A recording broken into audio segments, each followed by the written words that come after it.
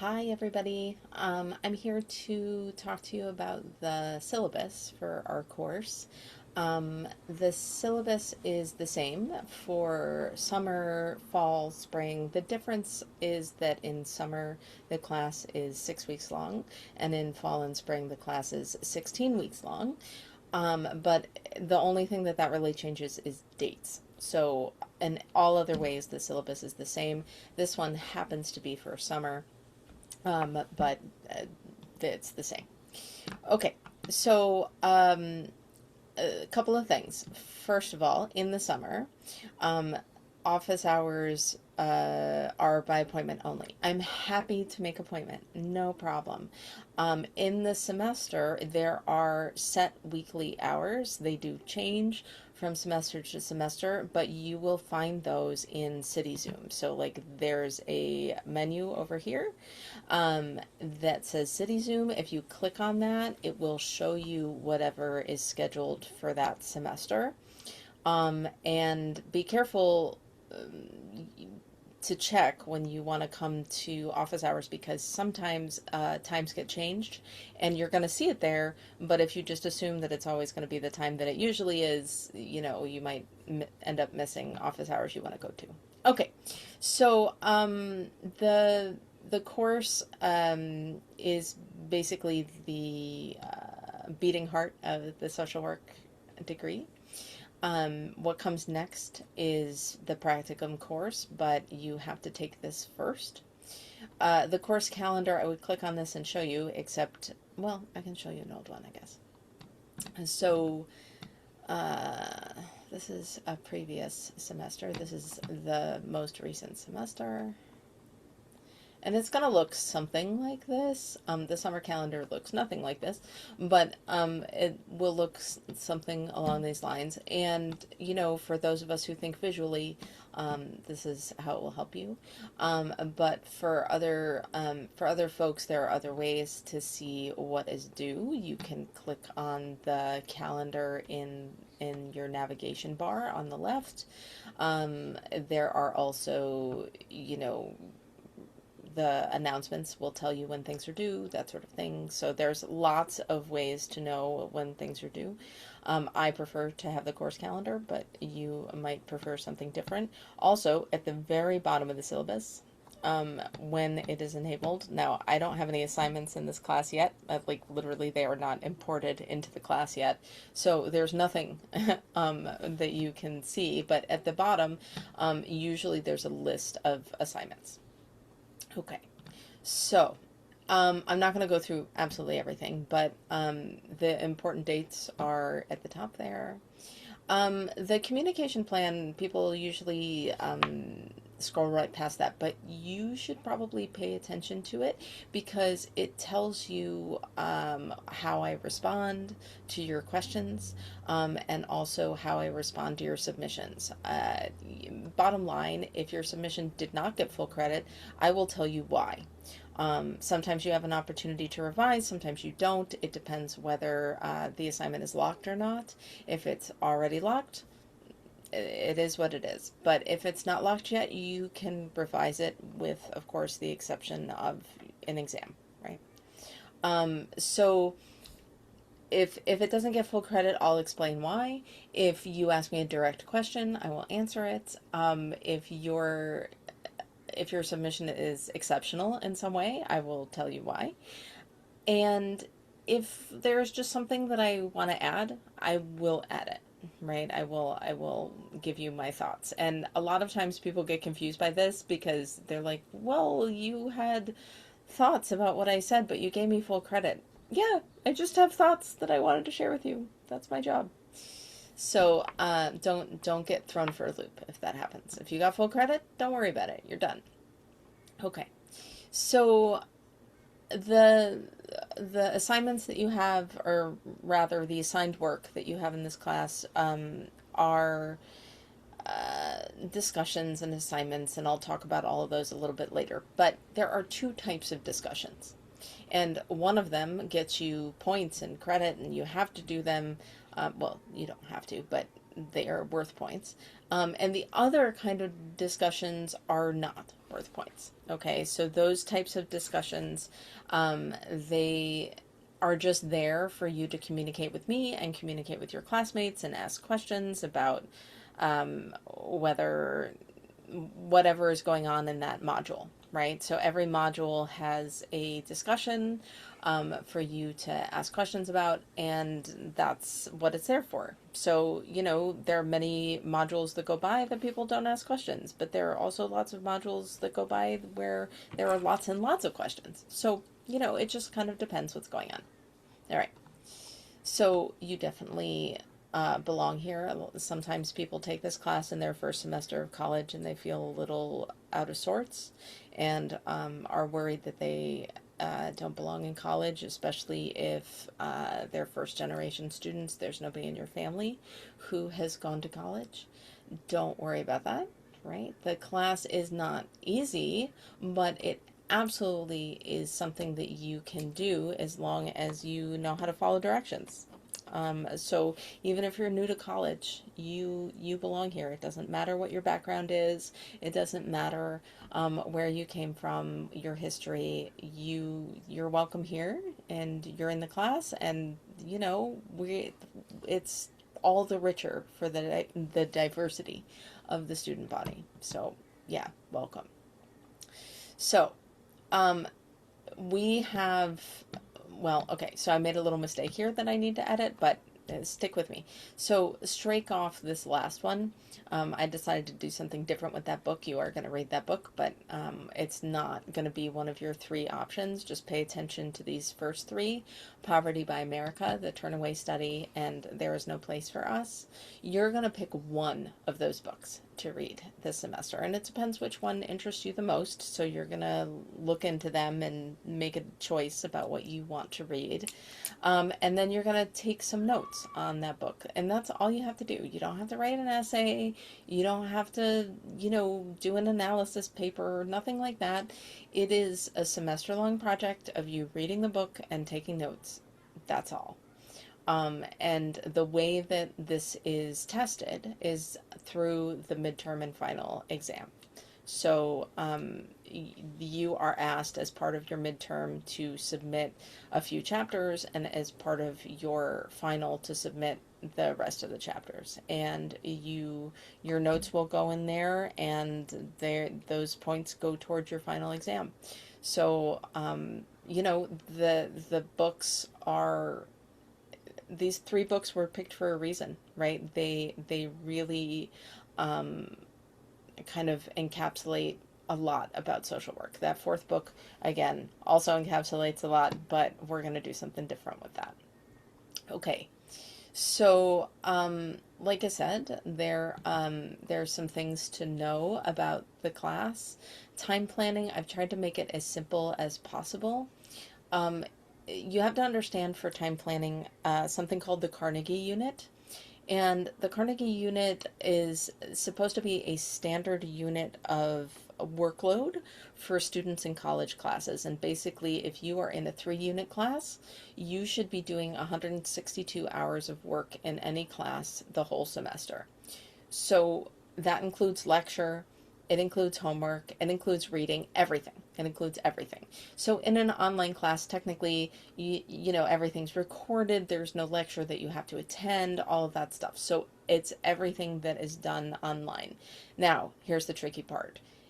In the semester, that works out to be about 10 hours a week. In the summer, it works out to be about 27 hours a week. And people are often caught on the back foot with this one because there's this idea out there that summer classes are easier. They're not. They're the same class. They're just in a shorter time frame. So sometimes I see students who are like, yeah, I'm taking 3 summer classes. I'm like, I worry about that, because now you have basically 81 hours of work every week. And that's too much to do. So I worry sometimes when people don't quite understand what the Carnegie Unit is. So now you do. So it's not a problem. Checkpoints. So we don't really have the concept of late work. There's due dates for your assignments, And the due dates are kind of guidelines. They're there because I would really prefer that you turn things in at a certain point in the course, because if you do that, you're keeping up with the rest of the class, you're keeping up with the discussions, you're keeping up with whatever readings you have to do, but also life happens. So in the summer, there's only one checkpoint, and the first half of the class, everything from the first half of the class locks at that time, regardless of when it was due. Anything that is assigned that doesn't lock on its due date, and there are a few things that lock on their due dates, so quizzes, discussions, exams, all lock on their due date. But assignments, those are things that you can turn in until the checkpoint. So in summer, there's only one of those. In fall and spring, there's three, right? So, we're just trying to divide the course into kind of equal parts so that if life happens to you, as it inevitably does, you have a little bit of space to turn your stuff in instead of having to come to me and say, oh my God, life happened. Can I have an extension?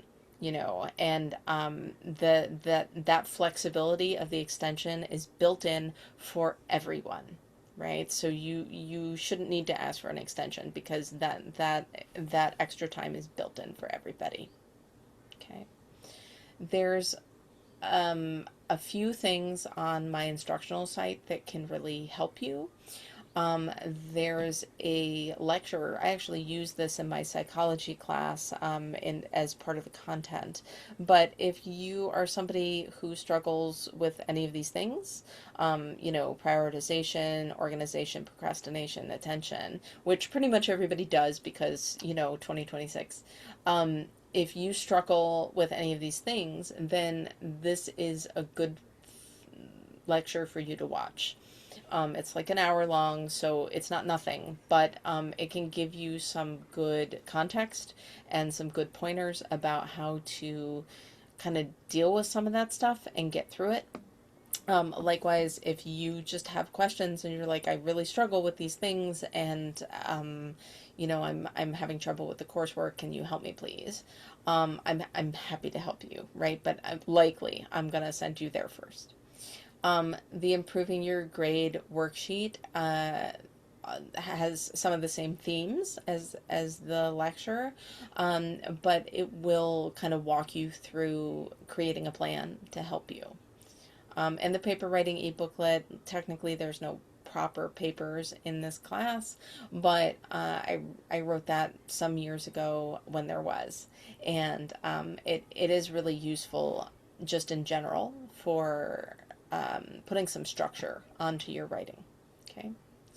So, it's important for you to understand that if you don't complete all the orientation work, there's 5 quizzes, and you're like, there's 5 quizzes. No. I mean, there are 5 quizzes technically, but the whole set of tasks for orientation will take you half an hour max. So yes, there's a bunch of quizzes, but they're very minor. So you do have to complete all of those in order to continue in the course. Literally, you will not be able to continue until you pass that module, until you have completed the orientation work. Okay, so you will be dropped if you don't. That's how important that stuff is. And there's not a lot of it, but what is there is really important. So, the other way that I will drop you is if you don't turn in any meaningful work for 2 weeks, in summer 2 modules, without communicating in advance. Okay, so in summer, basically what that means is usually you do more than 1 module a week. So basically a week goes by, you don't do any work, you could get dropped. So just be careful about that. All right. So assignments and assigned discussions, same idea. They have a point value assigned to them. There are 2 types basically, that there's one type that is considered to be core assignments, and those core assignments there's like five of them. I think there's five of them. There might be six. And together they comprise 40% of your grade. It's a lot of your grade. It's not that they're longer or more involved or anything like that. It's that I feel like they're very important, right? So they comprise such a big part of your grade to really encourage you to complete them. The other assignments, I haven't counted them, but all the other assignments and assigned discussions are another 40% of your grade. Okay. And then 20% of your grade is quizzes and exams. I think that's correct. Is that how I did it? Now I'm not sure, because I've actually changed this for this semester, so now I'm worried. Oh no, I'm sorry. Let me revise that. I apologize. So what I did was the core assignments is 40%, the quizzes and exams are 40%, and then the other assignments that are not the core assignments, those are 20%. My apologies.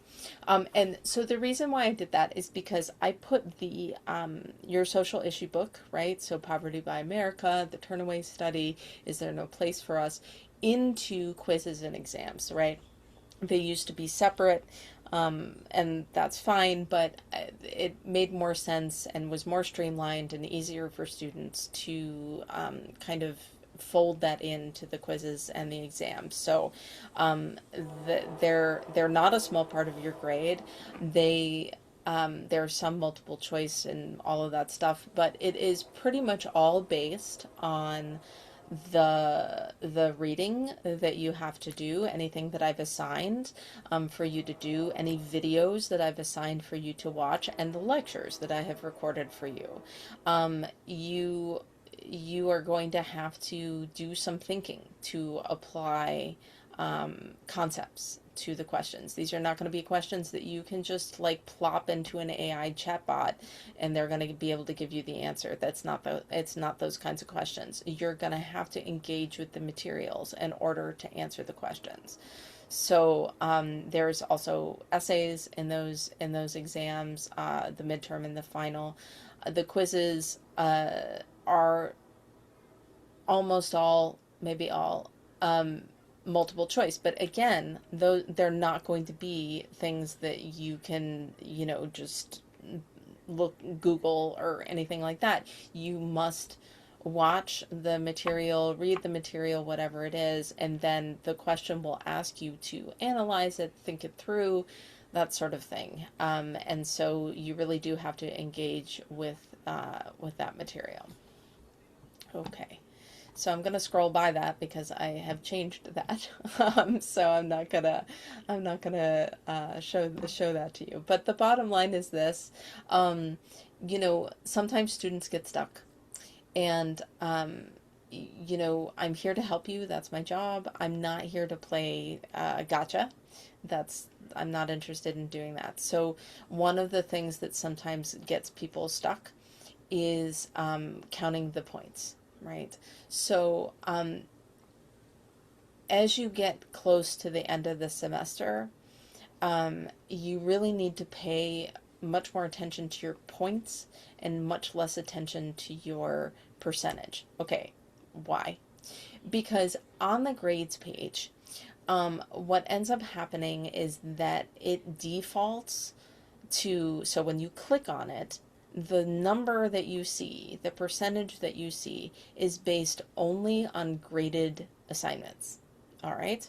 So that's all well and good for the beginning of the semester, right? It gives you an idea of how you're doing in the course overall, and that's great. But as you get towards the end of the semester and there's very limited number of points available left in the class, you really need to start thinking about, okay, if there's 100 points in this class and there's, 10 points left and I have, 83 points, how am I going to get my A? What assignments do I need to focus on in order to get the A that I want in this class?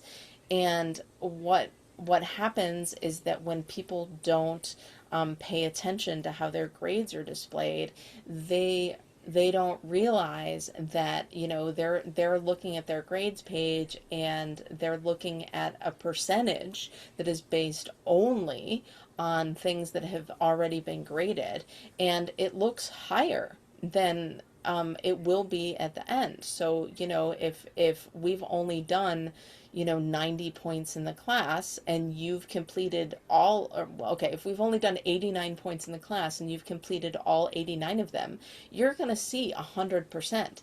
But if you just stop there, you're going to get a B, right? So you need to be able to pay attention to the numbers as well.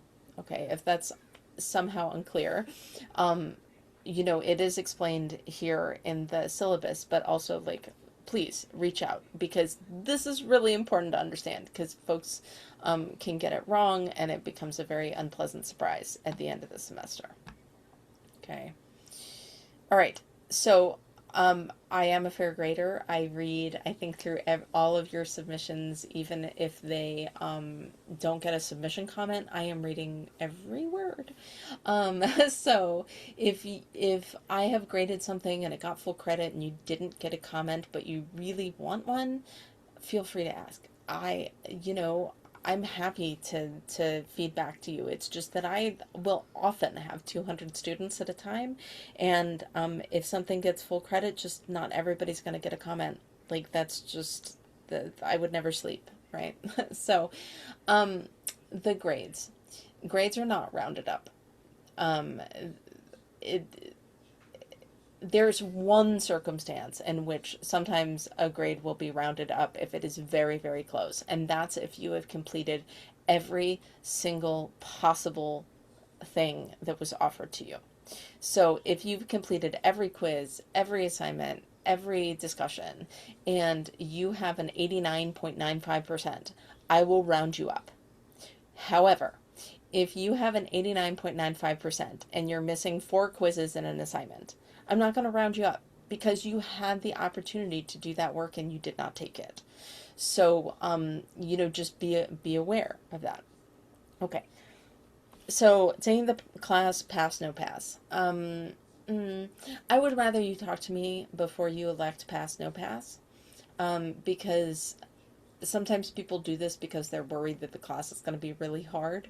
Let's have a conversation before you elect that, okay? Because many times people have made it to the end of the course and I've gone to enter their grade and they had an A in the class, they had earned an A, and they had elected pass, no pass. And it's kind of a shame, right? Because you could have that A on your transcript. Okay. So all of these are important, right? But I'm going to focus on the academic honesty policies because it's important. This is a zero AI class. Okay. I hate focusing on this because it makes everybody feel like they're being criminalized, and I apologize for that. But the AI stuff has become so prevalent in the last couple of years. It is really hard to navigate as your instructor. I know it's hard to navigate as a student as well.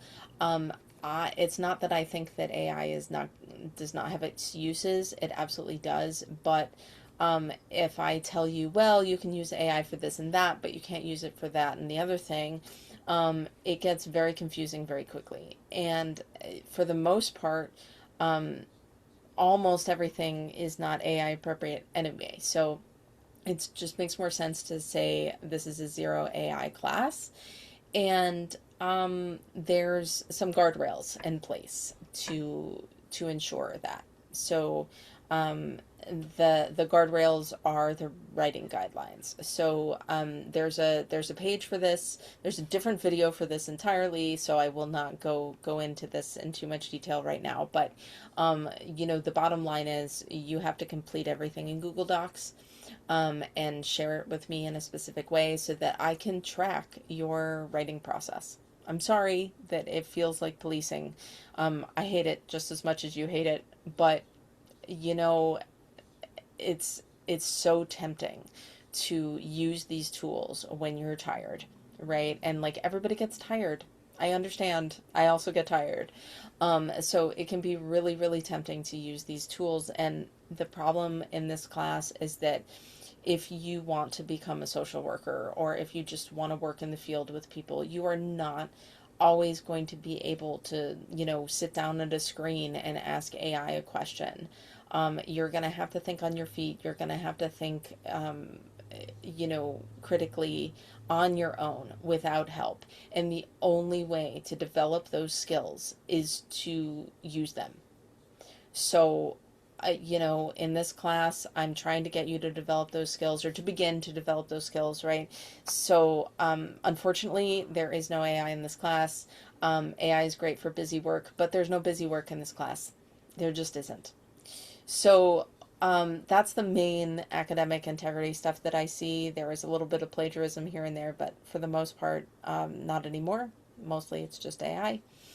Um, in any case, any academic integrity issue, the policy basically is for a first and second offense, at minimum, you're going to receive a 0 for the assignment, and you will lose a letter grade in the class for each offense. So I know that's heavy, right? But again, it's a zero AI class, right? So it's designed to really encourage you to abide. For a third offense, you will automatically fail the class, and you may be referred to the Office of Student Conduct. So I don't want to do that. I hate doing it. I can count on one hand the number of times that I've had to do that, but it absolutely has happened, and it does happen. Okay. So there is tutoring available to you. That's an important link. And then there's just some more resources down here. So, the bottom line is there's a lot of information in the syllabus. You need to be responsible for all of it. There's a quiz, that covers the syllabus. But if you are not clear on something on the syllabus, or you're not really sure, or whatever it is, I am absolutely here to answer your questions, because if you have a question, 100% chance other people also have a question. So please ask me your question. I really want to know what's on your mind and clarify whatever it is that you need clarified. All right. Thanks so much. I appreciate your time, and see you in class.